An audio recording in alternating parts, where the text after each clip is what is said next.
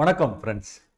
இன்னைக்கு பிஹெச்டினா என்ன, முதல்ல அது யாரெல்லாம் பண்ணலாம், அப்படி பிஹெச்டியில் என்ன தான் பண்ணுவாங்க, எந்த யூனிவர்சிட்டியில் பண்ணலாம், அது நம்ம யூஜி பிஜி படிக்கிற மாதிரி தான் இருக்குமா, நிறைய எக்ஸாம் போய் எழுதணுமா, அல்லது வேறு ஏதாவது விஷயங்கள் நம்ம செஞ்சுக்கணுமா அப்படிங்கிறத இன்னைக்கு பார்க்கலாம். ஒன்று ப்ளஸ் அந்த பிஹெச்டி எப்படி மாறுது, டிபார்ட்மெண்ட் எப்படி சேஞ்ச் ஆகும், என்ன பண்ணுவாங்க, நீங்கள் ஒரு வேளை இப்போ யூஜி படிச்சுட்ருக்கீங்க, பிஜி படிச்சுட்டு என்ன மாதிரி நீங்கள் ப்ரிப்பேர் பண்ணிக்கணும், அது எல்லாத்தையும் இன்றைக்கி வீடியோவில் பார்க்கலாம்.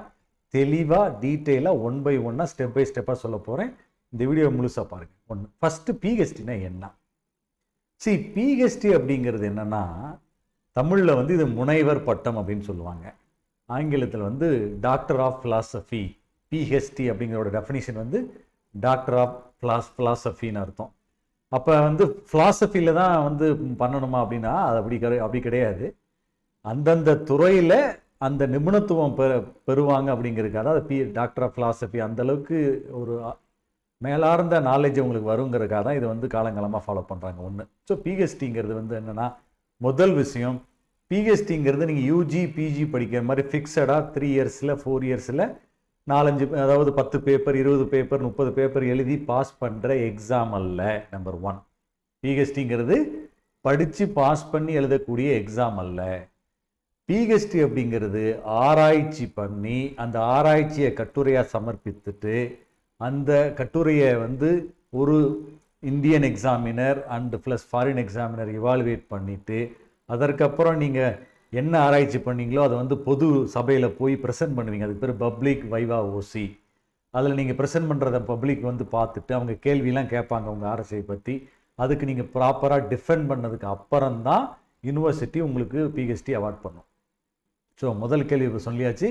இது சும்மா பேப்பர், அதாவது செமஸ்டர் எக்ஸாம் எழுதி பாஸ் பண்ணுற எக்ஸாம் எக்ஸாம் பாஸ் பண்ணி வரக்கூடிய டிகிரி அல்ல.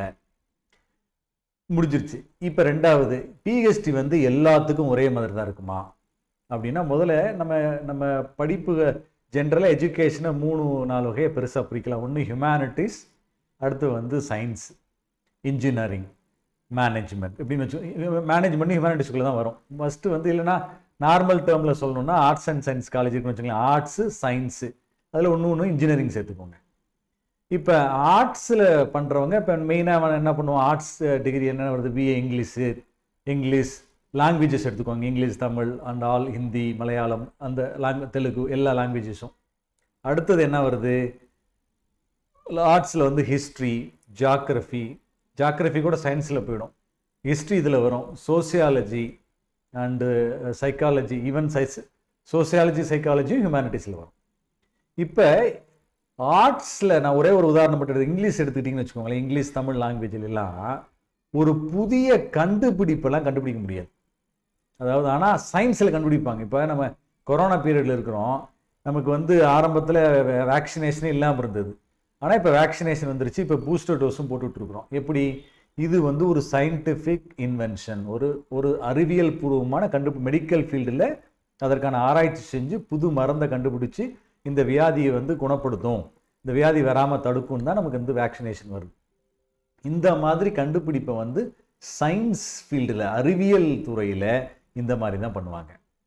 ஸோ ஏதாவது ஒரு புதிய விஷயத்தை கண்டறிஞ்சு அதை சோசியல் பிரச்சனைகளுக்கு சமூக பிரச்சனைக்கு ஒரு சொல்யூஷன் கொடுக்குற மாதிரி தான் சயின்ஸ் ரிசர்ச் இருக்கும். அது எந்த சயின்ஸ், ஃபிசிக்ஸ், கெமிஸ்ட்ரி, மேக்ஸு, அது எந்த சயின்ஸ் வேணால் எடுத்துக்கோங்க. அவங்க they'll give some solution to the societal problem அல்லது ஒரு நியூ இன்வென்ஷன் டிஸ்கவரி பண்ணுவாங்க. ஆனால் அதுவே ஆர்ட்ஸ் டிபார்ட்மெண்ட்டில் பார்த்துட்டிங்கன்னா அந்த மாதிரி புதிய கண்டுபிடிப்பெல்லாம் கண்டுபிடிக்க முடியாது. உதாரணம் இங்கிலீஷ் எடுத்து சொல்கிறேன். இங்கிலீஷில் ஆங்கிலத்தில் நீங்கள் பிஹெச்டி பண்ணுறதை வச்சுக்கலாம். 2 விதம் இருக்கும். அதில் லிட்ரேச்சர் அண்ட் இஎல்டி. லிட்ரேச்சர் அப்படின்னா இலக்கியம்.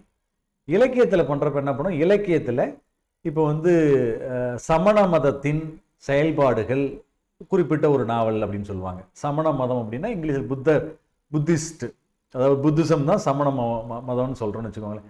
அதனுடைய பயன்பாடு எப்படி இருந்தது ஒரு குறிப்பிட்ட ஒரு நாவலில் அப்படின்னு ஒரு தமிழ் இலக்கியத்தில் இருக்கிறவங்க பண்ணுவாங்க. Post modern thinking in English literature, English novels of Salman Rushdie. இப்போ சல்மான் ருஷ்டியோட நாவலில் போஸ்ட் மாடர்ன் அப்படிங்கிறது ஒரு வகையான ஒரு தியரி. அந்த திங்கிங் எப்படி இருக்குங்கிறத அனலைஸ் பண்ணுவாங்க. எது இந்த பிஹெச்டி இங்கிலீஷில். ஸோ லாங்குவேஜில் ஆர்ட்ஸில் பண்ணக்கூடிய பிஹெச்டியில் வந்து நியூ பெர்செப்ஷன், புதிய கருத்துக்களை தான் உருவாக்குவாங்களே ஒழிய புதிய கண்டுபிடிப்புகளை உருவாக்க முடியாது. நல்லா தெரிஞ்சுக்கோங்க. ஆர்ட்ஸ் ஹியூமனிட்டிஸ் பிஹெச்டியில் நியூ பெர்செப்ஷன், புதிய கண்ணோட்டங்களையும் கருத்துக்களையும் உருவாக்குறது தான் முக்கியமான ஒரு குறிக்கோளாக இருக்கும். ஆனால் அதுவே அறிவியல் பிஹெச்டியில், சயின்ஸ் பிஹெச்டி பார்த்தீங்கன்னா they will invent something new. ஆனால் ஆர்ட்ஸில் அது நடக்காது.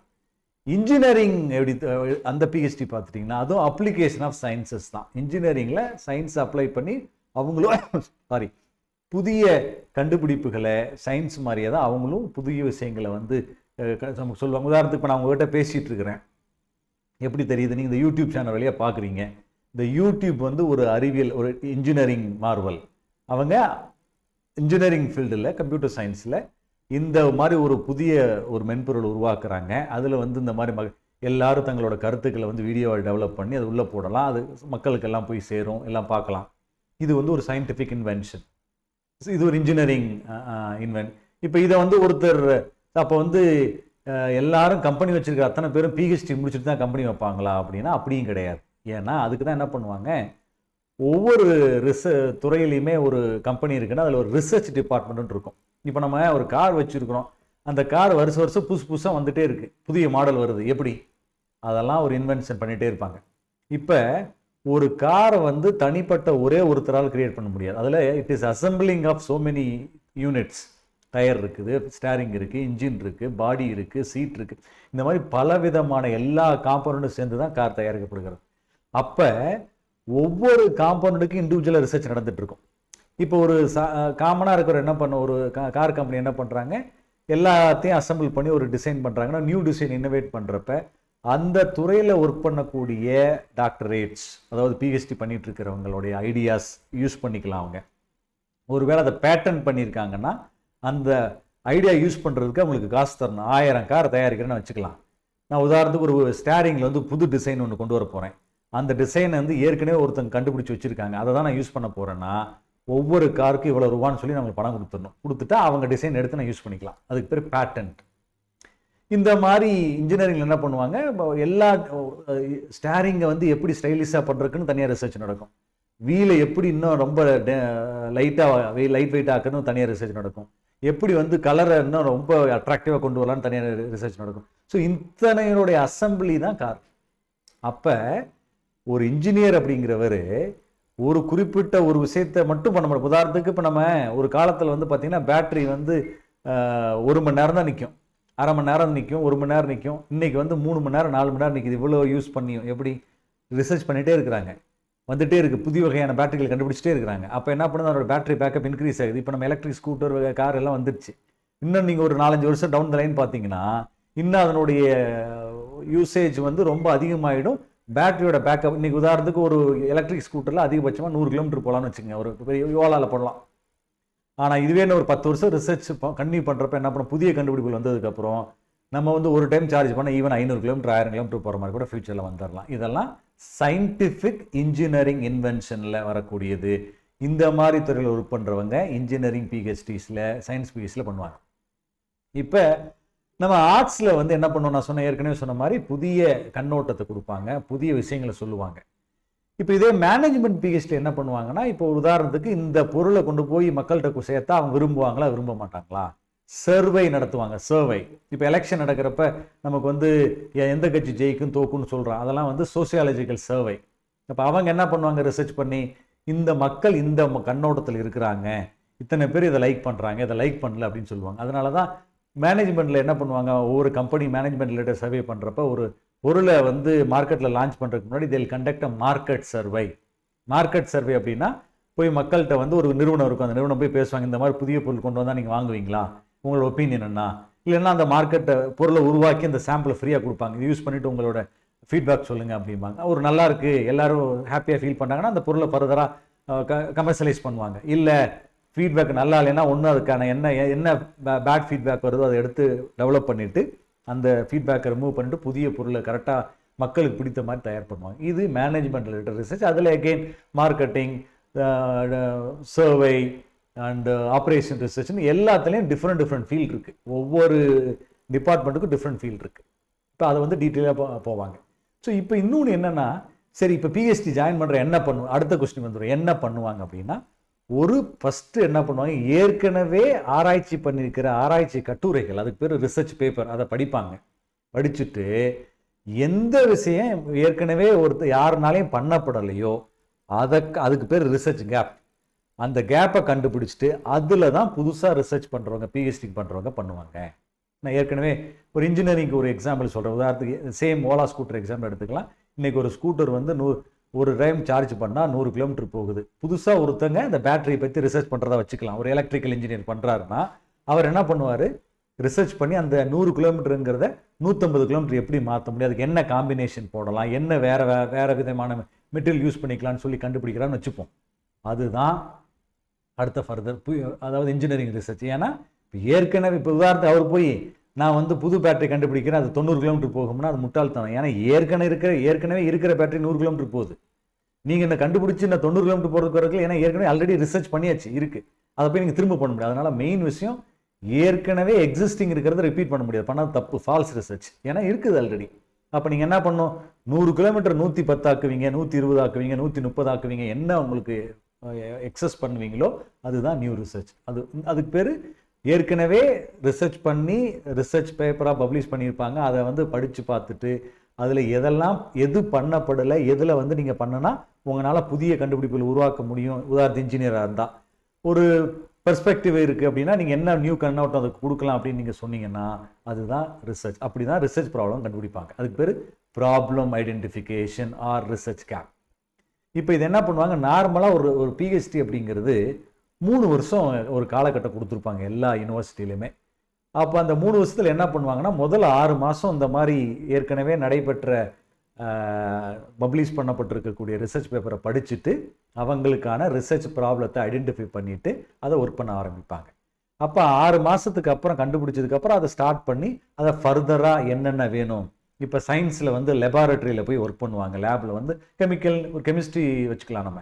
இப்போ கெமிஸ்ட்ரினா different combination of chemical use பண்ணால் எப்படி வந்து டெவலப் ஆகுங்கிறத டெஸ்ட் பண்ணி பார்ப்பாங்க லெபார்ட்டரியில். இதே இன்ஜினியர்ஸும் அதே மாதிரி சிமுலேஷன் சொல்லுவாங்க. ஒரு கம்ப்யூட்டரில் அந்த மாதிரி ஒரு சாஃப்ட்வேர் மூலிமா சிமுலேட் பண்ணி உருவாக்கி பார்ப்பாங்க.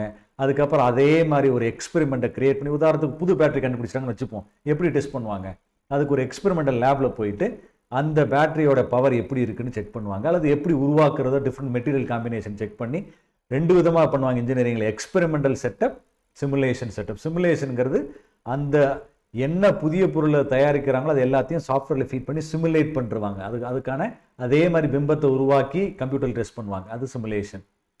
அதே விஷயத்தை நேரடியாக பொருளே தயாரித்து அந்த பொருளை வந்து டெஸ்ட் பண்ணி பார்க்குறது எக்ஸ்பெரிமெண்டல் செட்டப். இது 2 விதமாக இன்ஜினியரிங்கில் பண்ணுவாங்க. இதே மாதிரி சயின்ஸ்லையும் இதே மாதிரி தான் பண்ணுவாங்க. பட் லெபார்ட்டரி இன்வால்வ் ஆகும், அதுக்கு பெரிய எக்யூப்மெண்ட் தேவைப்படும், அதெல்லாம் வச்சு தான் பண்ணுவாங்க. பட் ஆனால் ஆர்ட்ஸில் வந்து அப்படி இல்லை. இப்போ நம்ம இங்கிலீஷில் திரும்ப 100 எக்ஸாம் எடுத்தப்போ ஒரு சினிமா எடுத்து ஒரு ரிசர்ச் பண்ணுறோன்னு வச்சுக்கோங்களேன். இப்போ ஒரு தமிழ் சினிமாவில் எல்லாரும் படத்தையும் பார்ப்பீங்க. உதாரணத்துக்கு management concepts in Rajinikanth movies அப்படின்னு ஒரு ரிசர்ச் பண்ணலாம். உதாரணத்துக்கு சொல்கிறேன். எப்படின்னா, இல்லைன்னா the management concepts in punch dialogue of Rajinikanth அப்படின்னு வச்சுக்கலாம்.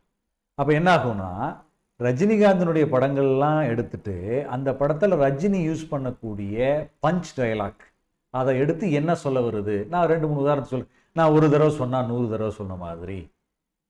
இப்போ இந்த இடத்துல என்ன சொல்லுவோம், அப்போ ஒரு தடவை நான் சொல்லிட்டா 100 தடவை சொல்கிற மாதிரி. இந்த இடத்துல என்ன சொல்ல வராரு, நான் ஒரு விஷயத்தை முடிவு பண்ணிட்டேன்னா அவ்வளோ ஆணித்தரமாக அந்த விஷயத்தை நான் பண்ணுவேன், அதில் வந்து நான் மாற மாட்டேன், நான் வந்து கன்ஃபார்ம்டாக அந்த விஷயத்தை வந்து பண்ணி முடிச்சிருவேங்கிற ஒரு மேனேஜ்மெண்ட் கான்செப்டை அந்த டயலாக் மூலமாக சொல்கிறார்.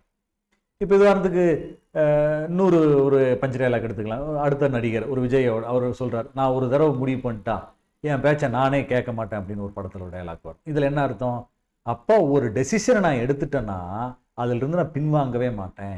அப்போ வாழ்க்கையில் நீங்கள் ஒரு டெசிஷன் எடுக்கிறது வரலும் யோசிக்கலாம், எடுத்ததுக்கப்புறம் பின்வாங்கக்கூடாது அப்படிங்கிற ஒரு மேனேஜ்மெண்ட் கான்செப்டை அந்த பஞ்ச் டயலாக் மூலமாக அவர் சொல்கிறார். இப்போ இந்த மாதிரி எல்லா படங்களையும் எடுத்து அவருடைய ஒரு 10 படமோ 15 படமோ எடுத்து நம்ம அனலைஸ் பண்ணி ஃபைனலாக எல்லா டயலாக்கை லிஸ்ட் அவுட் பண்ணி ஒவ்வொன்றும் என்ன மீன் பண்ணுது, அது எப்படி மேனேஜ்மெண்ட்டில் யூஸ் பண்ணலாம் நம்ம ஒரு ரிசர்ச் பண்ணுறோன்னா, பண்ணி ஃபைனலாக நம்ம சப்மிட் பண்ணுறோம்னா இது வந்து ஒரு பெர்செப்ஷன் ரிசர்ச் ஆகும் ஆர்ட்ஸில். இப்போ இதுவே டெக்னிக்கலாக பண்ணுறவங்க என்ன பண்ணுவாங்க, என்ன மாதிரி நியூ சினிமாட்டோகிராஃபி கிராஃபிக்ஸ் யூஸ் பண்ணலாம், என்ன மாதிரி நியூ டெக்னிக் யூஸ் பண்ணலாம்னு அவங்க பார்ப்பாங்க சயின்ஸில். ஆர்ட்ஸில் டிஃப்ரெண்ட் பெர்செப்ஷன் என்ன அப்படின்னு நம்ம பார்ப்போம். இப்போ அந்த 3 வருஷத்துக்கு எப்படி பண்ணுவீங்க, இதெல்லாம் சார் நீங்கள் எப்படி பண்ணுவீங்க, யார் சார் செக் பண்ணுவாங்க அதெல்லாம் அப்படின்னா, அதுக்கு தான் பிஹெச்டி பண்ணுறப்ப கைடுன்னு ஒருத்தர் இருப்பார். அந்த கைடு என்ன பண்ணுவார்னா, நீங்கள் எந்த துறையில் பிஹெச்டி பண்ணுறீங்களோ அந்த ஃபீல்டில் அவர் எக்ஸ்பர்ட்டாக இருப்பார். இப்போ என்னை எடுத்துக்கோங்களேன், இப்போ நான் வந்து பிஹெச்டி கைடு, நான் ஒரு இதுவரையில் 5 பேர் என்னோட ஸ்டூடெண்ட் முடிச்சுட்டாங்கன்னா, நான் லிட்ரேச்சர் இங்கிலீஷ் லிட்ரேச்சர் தான் என்னோட பேசிக் ஃபீல்டு இங்கிலீஷ் லிட்ரேச்சர். இங்கிலீஷும் அண்ட் லிட்ரேச்சர் அண்ட் ELT ரெண்டுலேயுமே நான் எக்ஸ்பர்ட். இப்போ ஆங்கிலத்தில் வந்து என்ன பண்ணுறாங்க, லிட்ரேச்சரில் பண்ணுறாங்கன்னா, இப்போ நான் என்னோட கைடன்ஸ் அவங்களுக்கு கிடைக்கும். என்கிட்ட வந்து ஒர்க் பண்ணுவாங்க, சார் நான் இந்த மாதிரி இந்த பர்டிகுலர் நாவல் எடுத்து இப்படி பண்ணலான்னு இருக்கேன்னா நான் சொல்லுவேன், இல்லை இது இப்படி வராது, இது நீங்கள் நினைக்கிறது தப்பு, இது இப்படி பண்ணுங்கன்னு எல்லாமே ஸ்டெப் பை ஸ்டெப்பாக அவங்க ஜாயின் பண்ணுறதுலேருந்து பிஹெச்டி முடிச்சுட்டு போகிற வரையிலையும் நான் கூடவே இருப்பாங்க. அந்த கைடு கூட ஒர்க் பண்ணணும். அந்த கைடு வந்து ஸ்டெப் பை ஸ்டெப்பாக அந்த ஸ்டூடெண்ட்டுக்கு சொல்லிக் கொடுப்பார், கைட் பண்ணுவார்.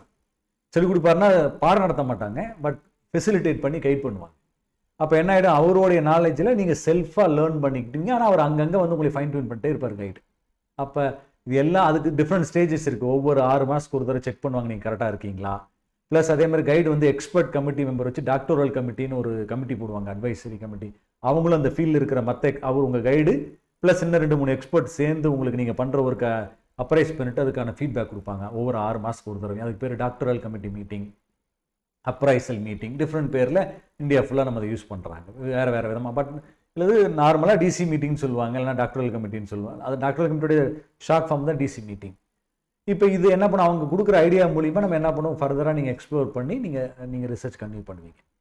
இப்போ இந்த மாதிரி 3 வருஷம் முடிச்சதுக்கப்புறம் ஒரு ஷேப்புக்கு வந்ததுக்கப்புறம் ஓகே எல்லாத்தையும் ஒரு டாக்குமெண்ட், அதுக்கு பேர் தீசிஸ். அந்த தீசிஸை ரெடி பண்ணி அந்த யூனிவர்சிட்டிக்கு சப்மிட் பண்ணுவீங்க. அதாவது அதில் வந்து கைடு எல்லாம் செக் பண்ணி லைன் பை லைன்லாம் அதெல்லாம் வெரிஃபை பண்ணதுக்கப்புறம் கைடு அப்ரூவ் பண்ணதுக்கப்புறம் அந்த யூனிவர்சிட்டி சப்மிட் பண்ணுவீங்க. அந்த தீசிஸ்னால் நீங்கள் எழுதின ரிப்போர்ட், அந்த ரிப்போர்ட்டு தான் தீசிஸ்ன்னு சொல்லுவோம். அந்த தீசிஸ் வந்து ஒரு எக்ஸாமினர், அந்த ஃபீல்டில் இருக்கக்கூடிய எக்ஸ்பர்ட்டாக இருக்கக்கூடிய ஒரு எக்ஸாமினருக்கு அந்த தீசிஸ் அனுப்புவாங்க, ஒரு புக்கு. அவர் அதை படித்து பார்த்துட்டு நீங்கள் பண்ணது சரியாக தப்பான்னு சொல்லிட்டு பார்த்துட்டு அவர் ரெக்கமெண்டேஷன் கொடுக்கணும். அதாவது ரிப்போர்ட் ஒன்று சப்மிட் பண்ணுவார் யூனிவர்சிட்டிக்கு. அதாவது ஒரு இந்தியன் எக்ஸாமினர், ஒரு ஃபாரின் எக்ஸாமினர், வெளிநாட்டில் இருக்கக்கூடிய ஒரு எக்ஸ்பர்ட்டும் உள்நாட்டில் இருக்கக்கூடிய ஒரு எக்ஸ்பர்ட்டுக்கு அனுப்புவாங்க. அவங்க 2 பேரும் அதை படித்து பார்த்துட்டு சில கமெண்ட் சொல்லி ஃபைனலாக அவங்க அக்ரி பண்ணுனா மட்டும்தான் நீங்கள் பிஹெச்டி கம்ப்ளீட் பண்ண முடியும். நார்மலாக என்ன பண்ணுவாங்க, அக்ரி பண்ணிட்டாங்க, இல்லை சில கரெக்ஷன் சொல்கிறாங்கன்னா அந்த கரெக்ஷன் நீங்கள் வைவாக்கு முன்னாடி அப்டேட் பண்ணணும். அப்டேட் பண்ணதுக்கப்புறம் வைவா ஓசி அப்படின்னா பப்ளிக் டிஃபென்ஸ், அதாவது பொது வெளியில் நீங்கள் வந்து ஒரு கிளாஸில் வந்து நீங்கள் போய் உங்களுடைய ப்ரெசன்டேஷனை அந்த ஃபுல் ரிப்போர்ட்டில் இருக்கிறத ஒரு 45 நிமிஷத்துக்குள்ளே நீங்கள் ப்ரெசென்ட் பண்ணி காமிக்கணும். 3 வருஷம் நீங்கள் 3 வருஷம் 4 வருஷம் பண்ணி முடிச்ச அந்த ரிசர்ச்சை 45 நிமிஷத்துக்குள்ளே நீங்கள் பப்ளிக்கு வந்து ப்ரெசென்ட் பண்ணி காமிக்கணும். அதில் உங்கள் கைடு, இந்த examiner plus other experts plus students எல்லோரும் உட்காந்துருப்பாங்க. அவங்க நீங்கள் ப்ரெசென்ட் பண்ணுறது எல்லோரும் கவனிச்சுட்டு அதுக்கப்புறம் அவங்க நிறைய கேள்வி கேட்பாங்க. அதில் டவுட் இருந்ததுன்னா அந்த எல்லா கேள்விக்கும் திருப்திகரமாக நீங்கள் பதில் சொன்னதுக்கு அப்புறம் தான் அந்த எக்ஸாமினரும் சில கேள்வி கேட்பார். கேட்டதுக்கப்புறம் ஃபைனலாக எல்லாம் சாட்டிஸ்ஃபைடாக இருந்தால் தான் அந்த எக்ஸாமினர் அந்த பர்டிகுலர் யூனிவர்சிட்டிக்கு ரெக்கமெண்ட் பண்ணுவார், உங்களுக்கு பிஹெச்டி டிகிரி கொடுக்கலாம் அப்படின்னு சொல்லிட்டு. அவர் ரெக்கமெண்ட் பண்ணிட்டார்னா then you will be awarded PhD degree. இதுதான் ப்ராசஸ். இப்போ இது வந்து எக்ஸாக்டாக நான் என்னோடய ஃபீல்டில் நான் என்ன பண்ணுவேன் அப்படின்னு ஒருவேளை உங்களுக்கு கொஸ்டின் இருக்குன்னு வச்சு போனோமே. அந்த மாதிரி இருக்கிறப்ப என்னன்னா உங்களுக்கு வந்து எக்ஸாக்டாக ஸ்பெசிஃபிக்காக என்னால் சொல்ல முடியாது. இப்போ ஏன்னா நிறைய ஃபீல்டு இருக்கிறதுனால அந்த மாதிரி உங்களுக்கு கேள்வி இருந்ததுன்னா இந்த கமெண்ட் பாக்ஸில் கமெண்ட் பண்ணுங்கள். நான் அந்தந்த ஃபீல்டில் என்ன பண்ணுங்கிறது நான் டீட்டெயிலாக கூட நான் வீடியோ போடுறேன். இப்போ இதை நீங்கள் பண்ணுறதுக்கு லாஸ்ட்டாக இதை சொல்லி முடிச்சிடலாம். ப்ரிப்பேர் பண்ணுறதுக்கு என்ன பண்ணணுன்னா, நீங்கள் சின்ன லெவலில் உங்கள் பிஜி, அதாவது பிஜி படிக்கிறப்ப ப்ராஜெக்ட் பண்ணுறீங்க, யூஜி பண்ணுறப்ப ப்ராஜெக்ட் பண்ணுறீங்கனாவே அந்த ப்ராஜெக்ட் எல்லாமே உங்களுக்கு பிஹெச்டி ஒரு வேளை நீங்கள் பண்ண ஐடியா இருந்ததுன்னா அது உங்களுக்கு ஹெல்ப் பண்ணும். அது வந்து அதனுடைய எக்ஸ்பேண்டட் வெர்ஷன் தான் பிஹெச்டியில் வரும். உதாரணத்துக்கு யூஜியில் ஒரு சின்னது, பிஜி அதோட கொஞ்சம் பெருசு, பிஹெச்டிங்கிறது it's a mega vertical analysis. அதுதான் நீங்கள் பண்ண போகிறீங்க. பட் அதுக்கப்புறம் எல்லாமே நீங்கள் அந்த ஃபீல்டுக்குள்ளே வந்தோன்னு உங்களுக்கு தெரிஞ்சிடும். வேறு ஏதாவது பற்றின எக்ஸாக்ட் கொஸ்டின்ஸ் இருக்குன்னா கமெண்ட் பாக்ஸில் கமெண்ட் பண்ணுங்கள். இந்த வீடியோ உங்களுக்கு பிடிச்சிருந்துன்னா உங்கள் நண்பர்களுக்கு ஷேர் பண்ணுங்கள். Let them get benefited. நான் இன்னொரு வீடியோவில் உங்களை சந்திக்கிறேன். நன்றி, வணக்கம்.